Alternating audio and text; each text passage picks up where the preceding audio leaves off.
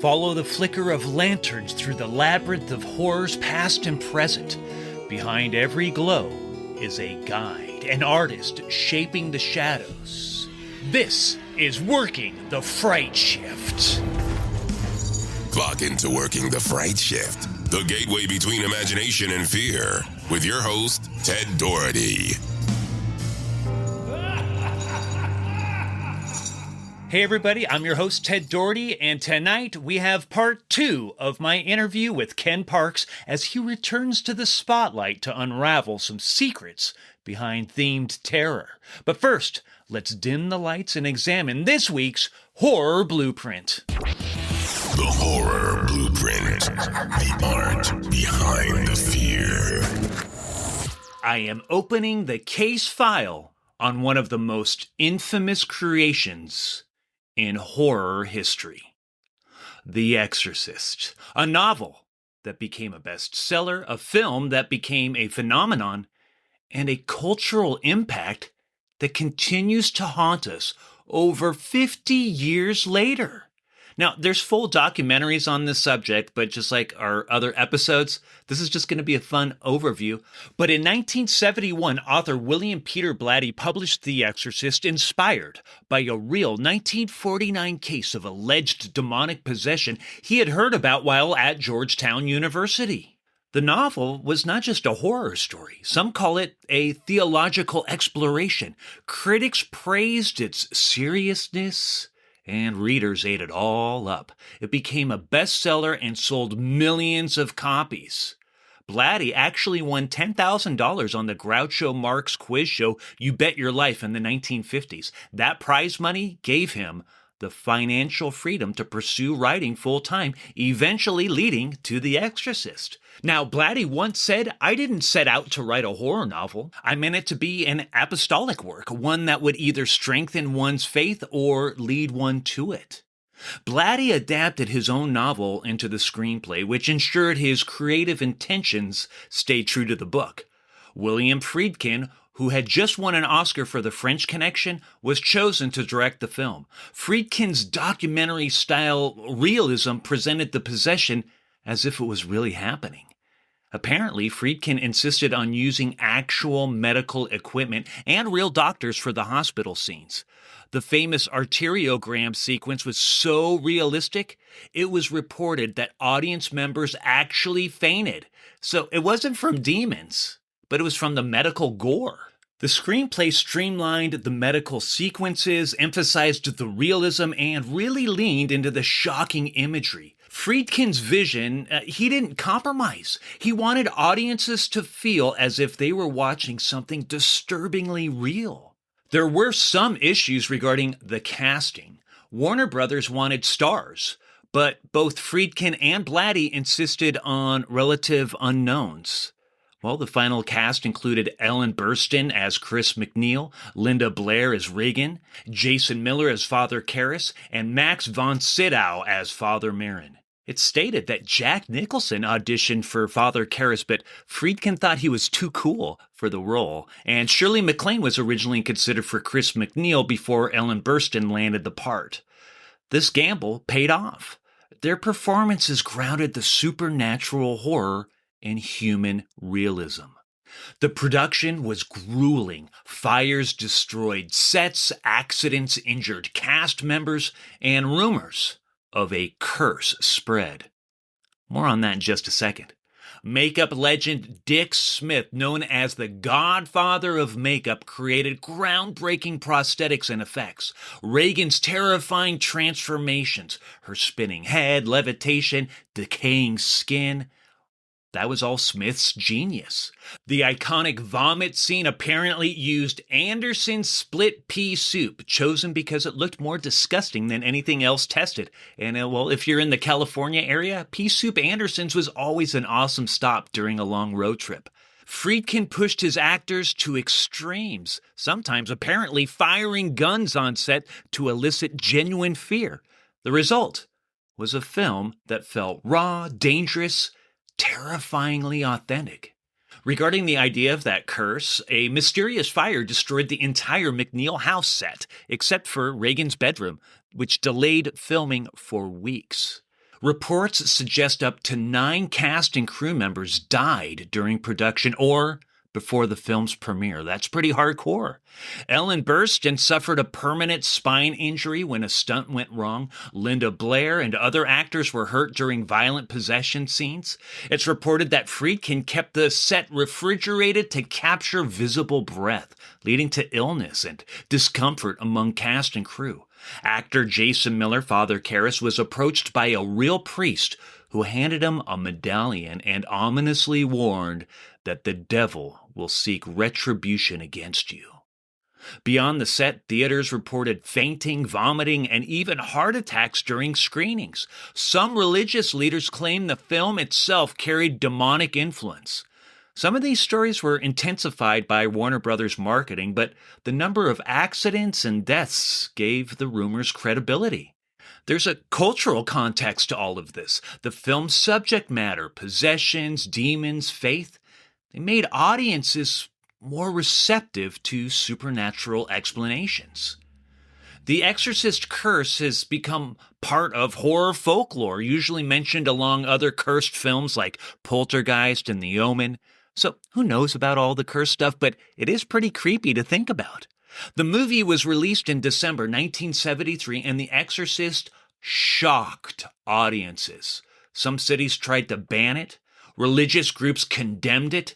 Yet, the Catholic Church acknowledged its portrayal of faith as powerful. In Boston, paramedics were stationed outside theaters because so many viewers collapsed during screenings. It's reported the film grossed over $441 million worldwide, becoming the highest-grossing R-rated horror film of its time. It was nominated for 10 Academy Awards, winning Best Adapted Screenplay and Best Sound. As critic John Whitehead noted, The Exorcist was more than a movie. It was a cultural breakpoint. The film legitimized horror in Hollywood, proving it could be both commercially successful and critically acclaimed. It sparked debates about science versus faith, the fragility of innocence, and the nature of evil. The film was so controversial that evangelist Billy Graham claimed the devil is in every frame of that film. Scholars even coined the term cinematic neurosis to describe the psychological distress it triggered. Feminist critics saw Reagan's possession as a metaphor for puberty and society's fear of female autonomy. The Exorcist effect rippled through culture, influencing everything from the satanic panic of the 1980s to modern horror movies. The franchise expanded with Exorcist II, The Heretic in 1977, The Exorcist III, 1990, directed by Blatty himself, prequels in the 2000s, and most recently, The Exorcist Believer in 2023. And on a lighter note, one of my guilty pleasure favorites is Repossessed from 1990. That stars Linda Blair. If you haven't seen it, check it out. Super slapstick, cheesy, but fun. Now, none of these sequels had the impact of the original. In fact, Exorcist II was so poorly received that audiences reportedly laughed during screenings, and critic Pauline Kael called it the worst movie ever made. Universal Studios invested heavily, with several entertainment media outlets reporting that Universal acquired the rights for $400 million. And, well, they would ultimately present The Exorcist as Halloween Horror Nights haunted houses. But clearly, The Exorcist still matters. Why does it stick with us after all these years? Many believe it's the scariest movie of all time. Why is that? Well, maybe because it confronts us with something I have talked a lot about in this podcast.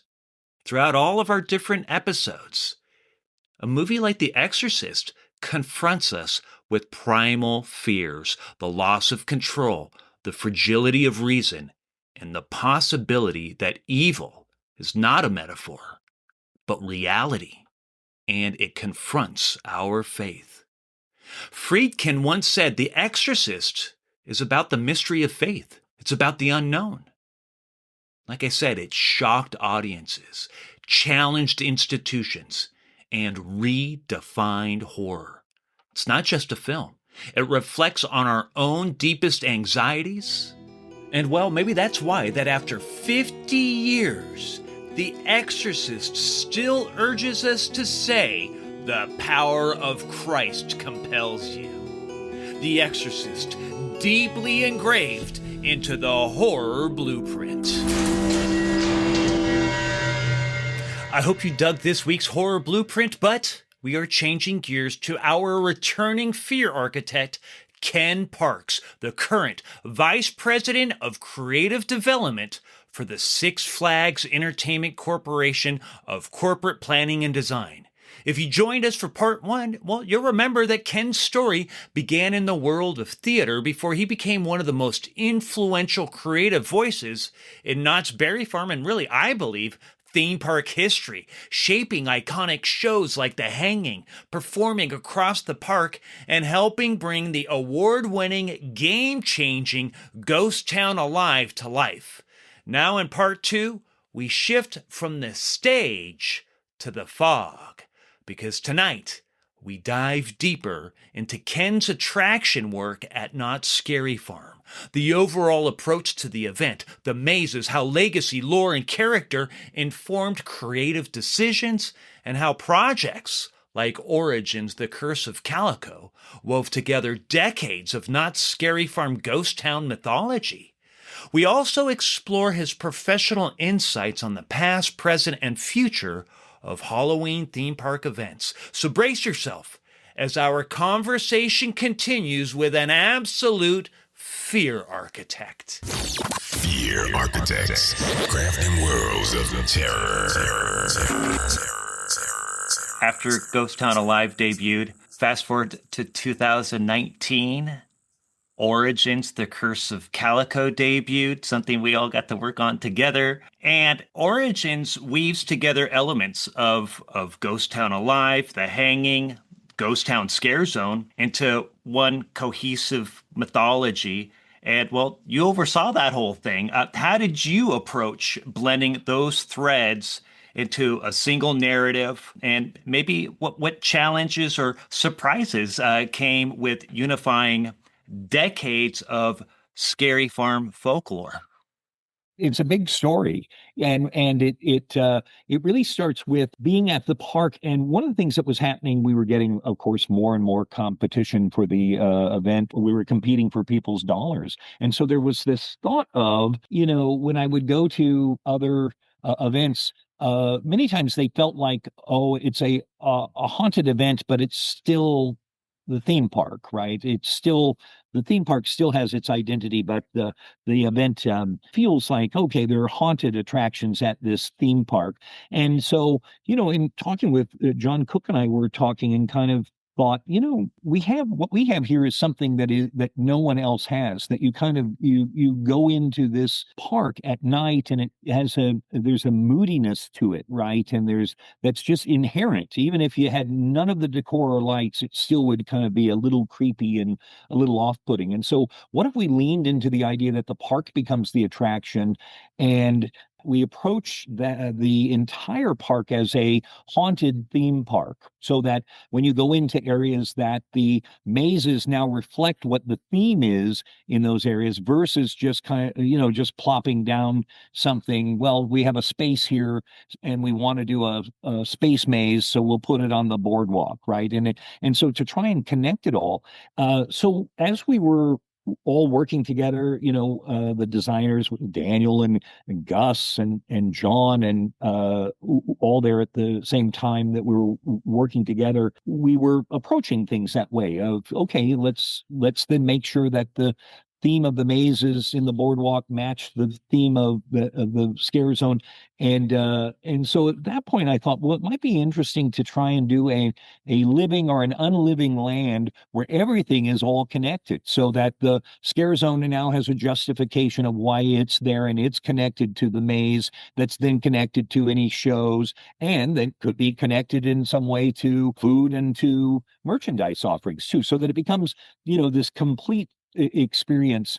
And we didn't tout it. It just was kind of, let's just see what happens with it. So originally, I don't know if you remember this, but originally we were looking at, this is before the Goring 20s, before we did the Goring 20s, but we were looking at, well, maybe it's in the 20s area. Maybe, maybe we look at that, and maybe there's a show or a speakeasy in the theater, and it connects to, and maybe we could do a maze over there.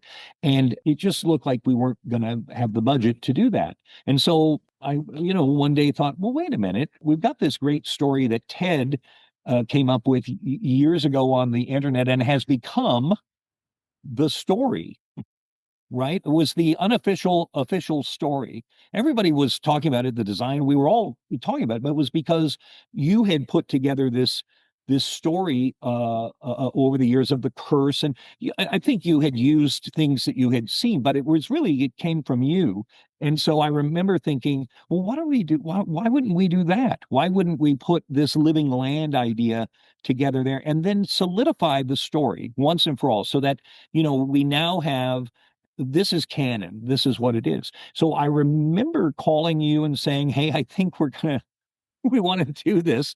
And would you be interested? And you were happy to help. And so I had pitched this idea of doing a Green Witch maze, or at least connected, so that it was you and John, who had all the brilliance of how we got to Origins. But it was really that idea of, I remember going in and sort of saying, well, we had done a Red Barn for the previous I don't know, 3 or 4 years, and never could make it work. We had an idea that we really kept chasing, and it didn't matter what designer we threw out at, just couldn't ever get it to a place where it wanted to be this concept that we had.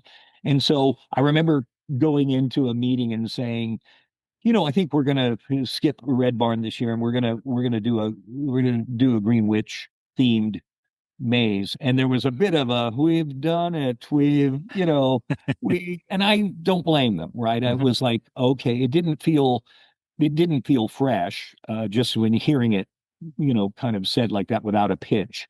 And anyway, I think it was really, as you and John worked on what that could be, and really came in with, okay, here's what Origins. I know we had talked about that we're stepping into the story, that the scare zone doesn't stop at the queue line, and they become, that they really flow into each other. And at one point, I think Jeff Tucker had chimed in something with some places that you could go into. There's that little building that's there that, you would walk into. And so it was, as always, it's a collaboration of different ideas.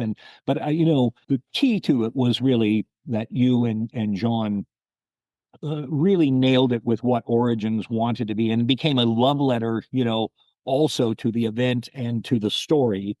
And because of your story, the curse was there, and so the scare zone now made sense. And then when it came time to think about the hanging, there was this thing of, okay, well, what if we pulled it back a little bit into the story of the, it wasn't the story that was being told in Origins. It was kind of a progression of the story, but it was a piece of it. The idea was, if you had gone into Origins, you would have gotten the story of Sarah Marshall and how the curse happened. You would walk into Ghost Town, into the scare zone, and would be in the time of the curse is ongoing, so you would live that. And then when you'd come to the hanging, this was the sisters of Sarah Marshall who were seeking revenge for the treatment of their sister, and which also lived in hanging and Ghost Town lore too, right? There had been shows in the past about that very topic. So that's how it kind of all came to be, and it worked. And it was one of those things where when we were trying it in the 20s area, it just wasn't working. We couldn't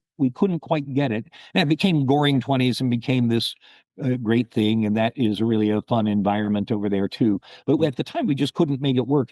And you knew it was right because it all sort of fell into place, and the right pieces were there in the right time, and the right people were there at the right time.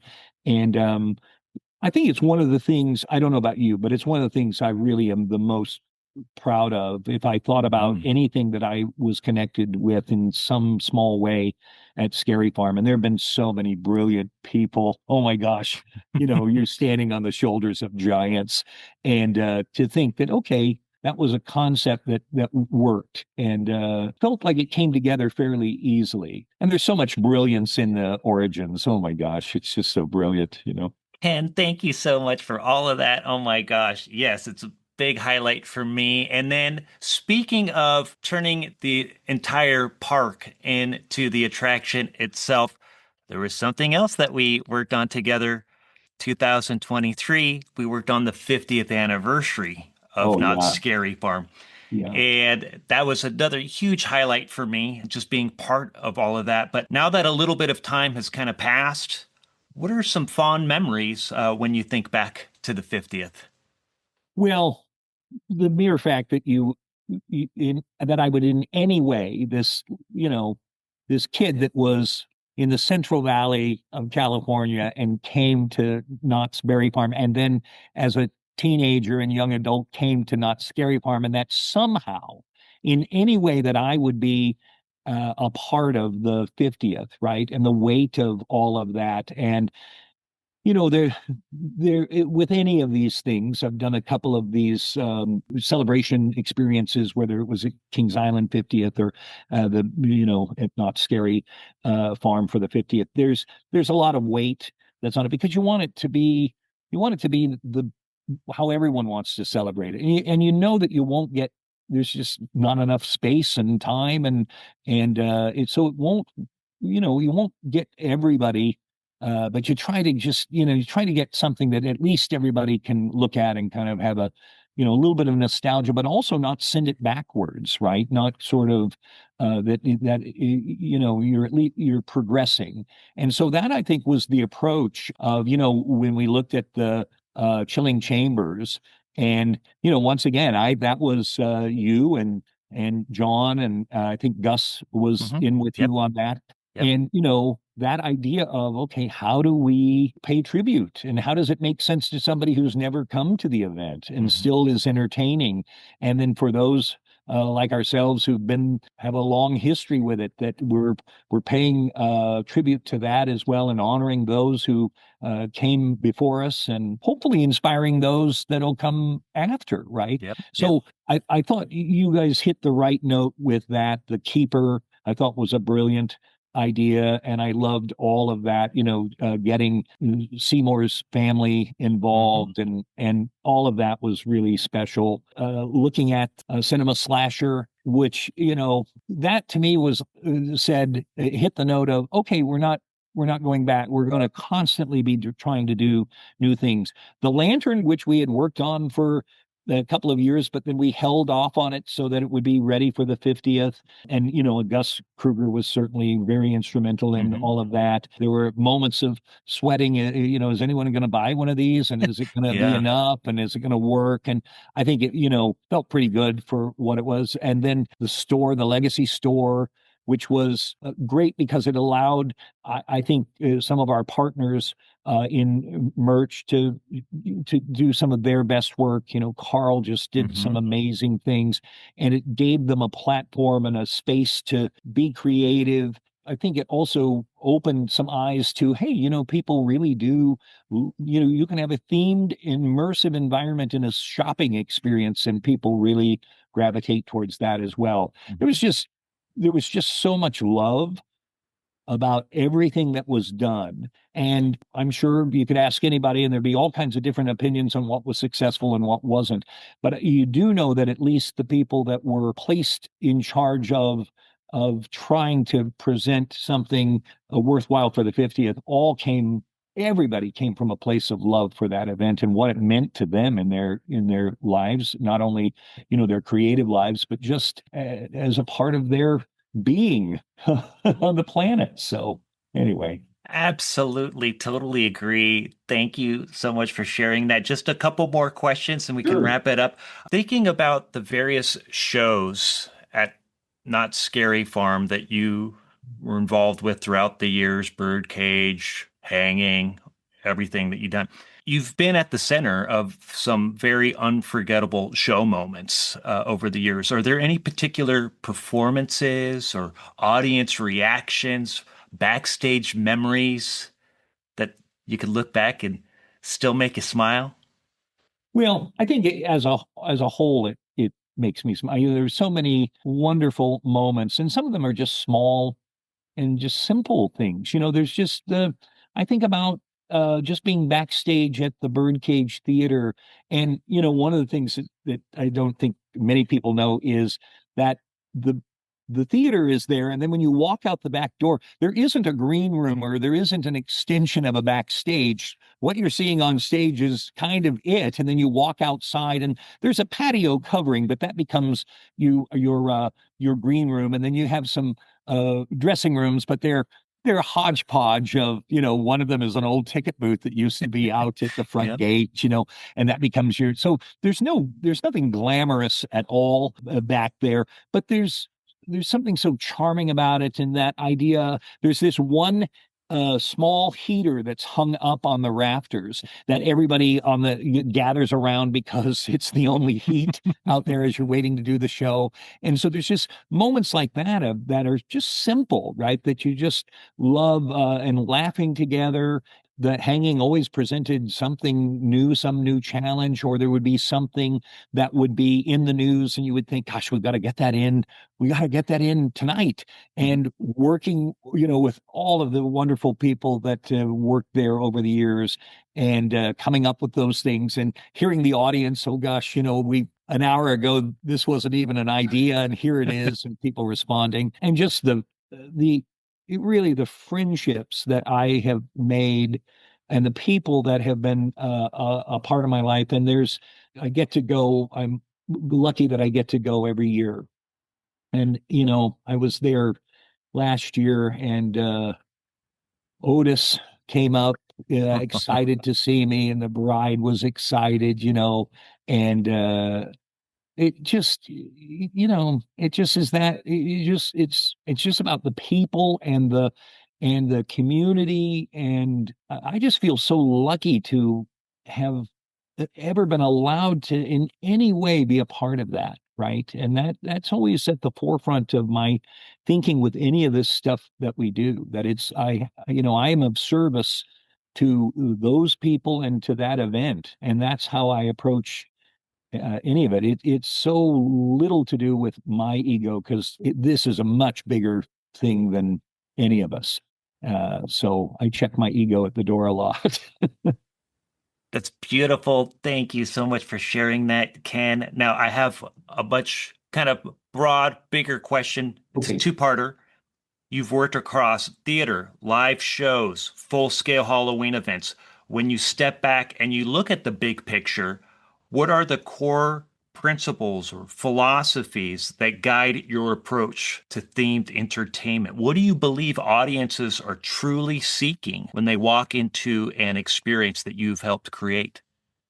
This goes back to, there are no precious babies, meaning that you as a creative, you are really creating for an audience, and you're creating for that audience. And so it isn't, I say to my team here in the planning and design group, it isn't about what I like. It isn't about what they like. It's about what it wants to be, what it needs to be.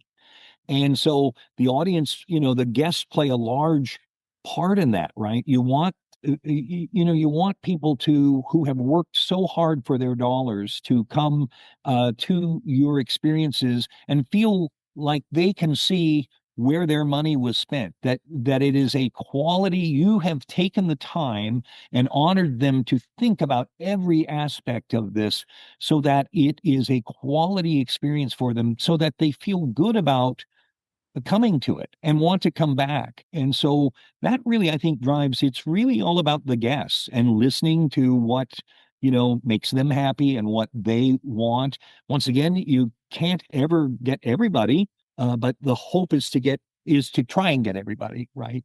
And so that's really that hasn't changed in any way, of trying to try and create something that people really feel is special and really connect to, right? That there's a connection to them and that they really love. Awesome. Love it. One final last question. Looking ahead, where do you think Halloween themed entertainment at these theme parks, where is it all headed? What excites you about the future of these types of scare experiences?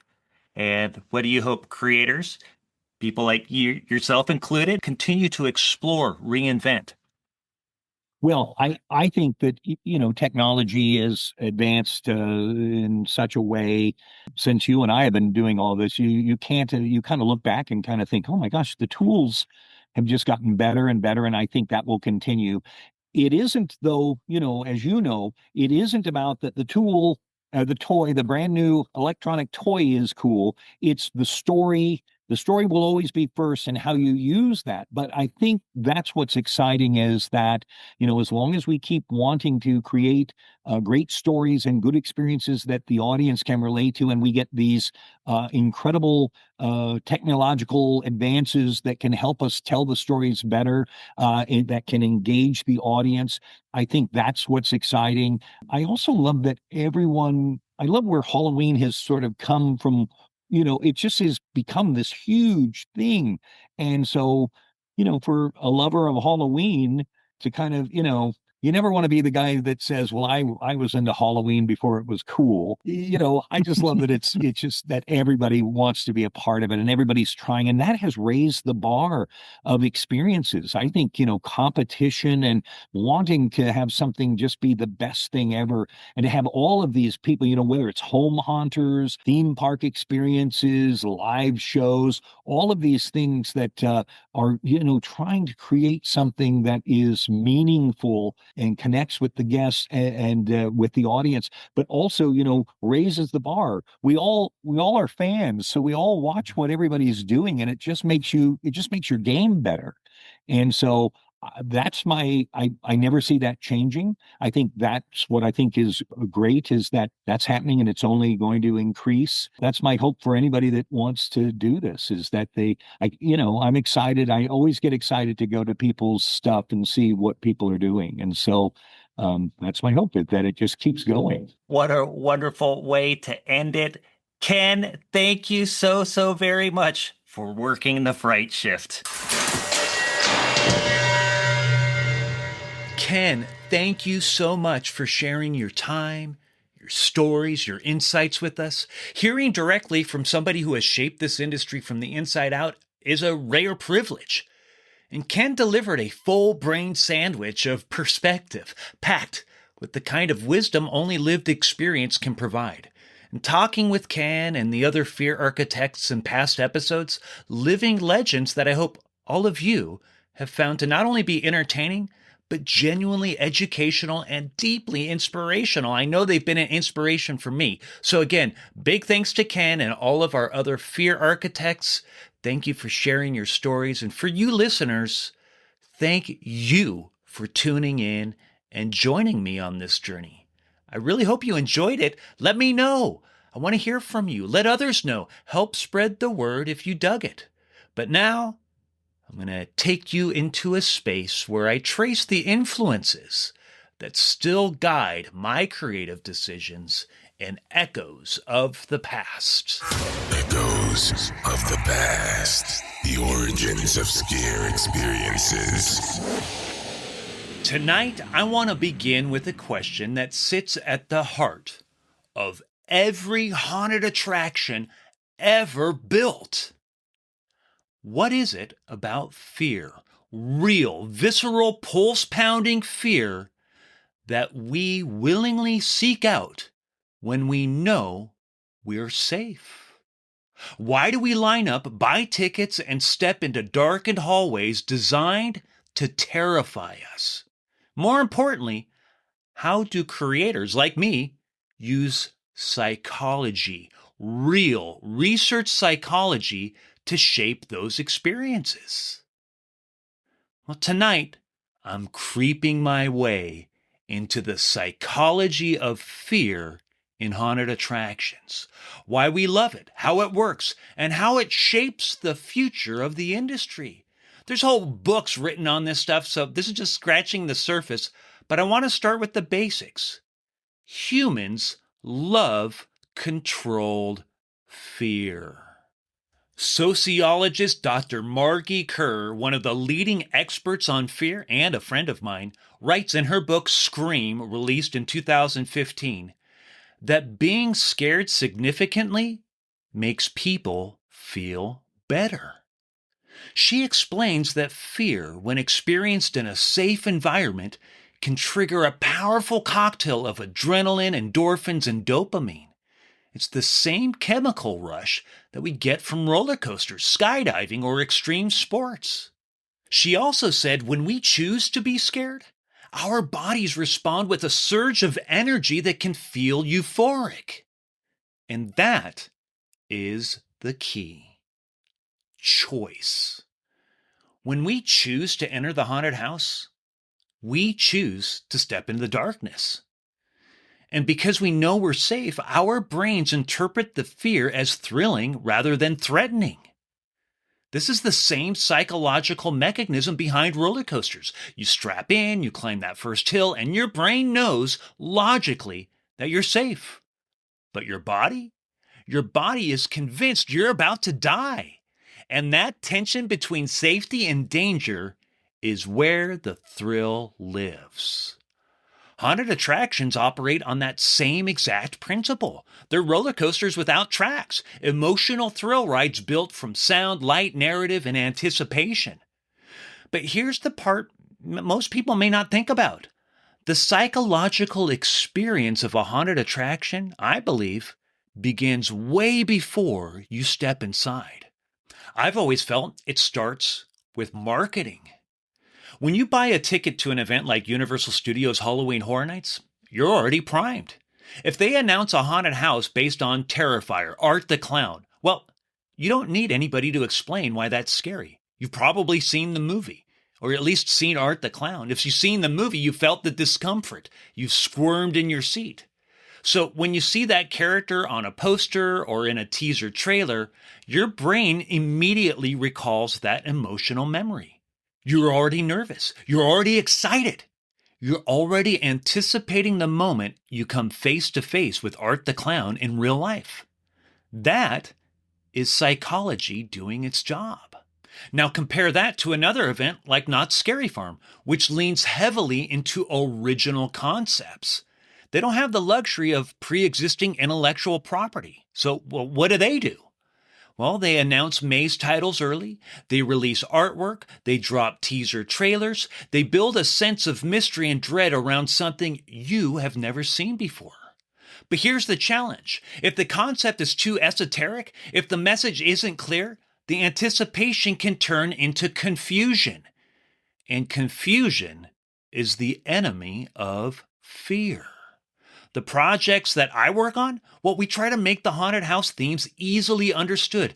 People can comprehend them, easily digestible, so there's an immediate connection. Otherwise, people aren't going to buy tickets. So the marketing has to be sharp, clear, and emotionally evocative.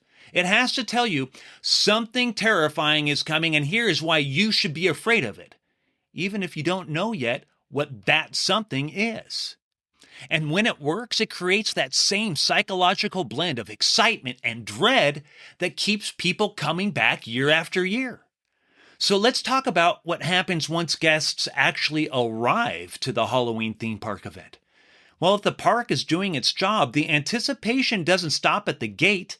It builds. Scare zones are the first layer. They're open, chaotic, unpredictable, monsters roaming freely, fog rolling across the midways, chainsaws revving. Guests get a taste of what's coming, but they also know that the real intensity is waiting inside the haunted houses. And that is where the psychology shifts. Once guests step into a queue for a scare attraction, the fear becomes more focused. They're trapped. Voluntarily, of course, right? But they're trapped nonetheless. They can't escape the anticipation. They can't avoid thinking about what's coming. And that's where queue entertainment becomes a powerful psychological tool. Now, some events use random queue actors, monsters who heckle guests, they jump out, keep them entertained, and that's fun. But that's not narrative. That's not what I'm talking about here. The real psychological magic happens when the queue entertainment is tied directly to the story of the attraction. So I'm going to give you a perfect example from Knott's Scary Farm, Origins, The Curse of Calico. Now, I've talked about this maze a ton on this podcast in past episodes, but I've never really dug into what happens in the queue. So, as a quick little reminder, if you don't know, the story of the maze centers on Sarah Marshall, a witch from the late 1800s who curses the town of Calico, what we know today as Ghost Town at Knott's Berry Farm. Before she unleashes that curse, the townspeople attempt to hang her for the strange occurrences plaguing the town. She escapes, and the curse begins. The maze begins immediately after that botched hanging. And so when guests enter the queue, which takes place inside Knott's Berry Farm's Boot Hill Cemetery, they're not just standing in line. They're stepping into the story before the story. They meet the citizens of Calico, still human, not yet cursed, searching desperately for Sarah Marshall. She's escaped. There's a lawman, a gravedigger, an undertaker, and the mayor standing up on the gallows. They're asking guests standing in line, have you seen her? Beware, she's dangerous. If you spot her, tell us immediately. That's not random entertainment. This is psychological priming. We designed it to make guests feel the tension of the town, to understand the stakes, and to internalize the danger of Sarah Marshall before they ever step 1 foot inside the maze. By the time they enter the attraction, they're already emotionally invested. That's the power of narrative-driven anticipation. Plus, we've now educated them as to what this original maze story is about. Now, another great example comes from Universal Studios Hollywood and their iconic attraction, the Terror Tram. Now, for those of you who may not know, the Terror Tram is unique to Hollywood. It takes the world-famous studio tour and transforms it into a walkthrough experience on the actual backlot, past the Bates Motel, the Psycho House, War of the Worlds set, and more. And every year the theme changes. They've done everything from The Walking Dead, Chucky, The Purge, Scream, plenty of original concepts. But the real psychological setup happens on the tram itself. So during the short ride from the queue where you load into the tram to the backlot, guests watch an onboard video that explains the backstory of the attraction. This isn't just exposition. It's emotional conditioning. So, for example, because I love this one, 2023's Terror Tram, The Exterminators. The video introduces Larry Larva, a deranged bug exterminator who wants to wipe out humanity with the help of his army insect exterminators and his new human pesticide, Squooge. It's absurd, it's gross, but it's effective. By the time guests step off the tram, they're already immersed in the world. They know the villain. They know the stakes. They know the tone. Psychologically, they are primed for the scares waiting for them. Both Origins and Exterminators use the same principle. Anticipation is a powerful psychological tool. And when it's used correctly, I believe, it elevates the entire experience. So where does all of this lead us? Well, what does the future of haunted attractions look like when we combine decades of history with modern psychological research? I think we're heading toward experiences that are more personalized, more emotionally intelligent, and more immersive than ever before. Dr. Kerr writes that fear can be a tool for growth, connection, and even joy when we understand how it works. And I believe the next generation of attractions will lean into that idea. We'll see more narrative-driven anticipation beginning long before guests arrive, more integration of real psychological principles, not just jump scares, more environments that adapt to guest behavior using technology to tailor the experience.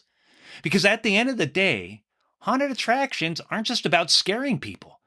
They're about giving people a safe space to feel something powerful, to scream, to laugh, to bond, to connect, to walk away feeling more alive. Fear, when crafted with intention, becomes an art form. I truly believe that. And as creators, we're not just building haunted houses. We're creating emotional journeys that blend storytelling, emotional design, and a massive history lurking deep inside the echoes of the past.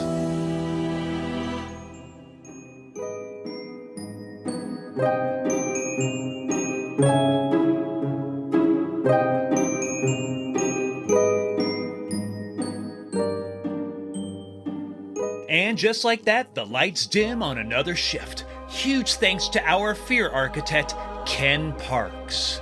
Within these stories is the blueprint of fear itself, how we face it, how it transforms us, how we create it, and sometimes how it sets us free.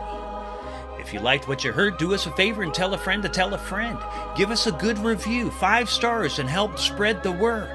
Thanks for spending your nightmares with us. I'm your host, Ted Doherty. Beast wishes, and until we meet again, it's officially time to clock out of Working the Fright Shift.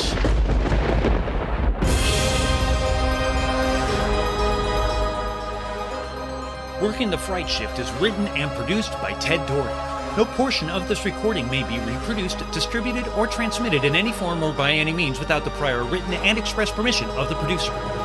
All opinions expressed in this recording are solely those of the individuals and do not necessarily reflect the views of the producer or affiliates. For more details, visit www.workingthefrightshift.com. Copyright 2026 Ted Doherty. All rights reserved.